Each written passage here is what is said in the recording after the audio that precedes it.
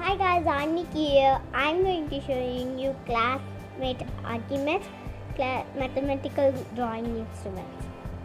They are spur, gear, compass and divider for consistent precision. Now let's open the box. This is the geometry box. It was very nice, and let's open and see. Oh, it was some handles for lifting the scales, and this was a paper. There were formulas and sums in this,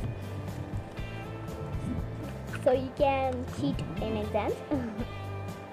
And this is the entire box, and this was the common compass, and this is some pencil for holding this compass.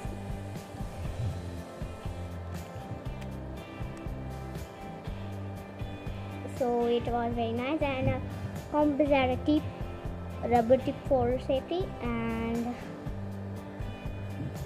these pencils had 0.5 lead classmate, and these was 5 lead, no 10 or 10 less than it.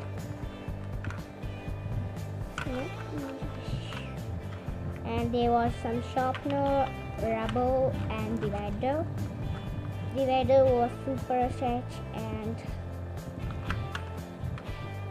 this was the entire geometry box.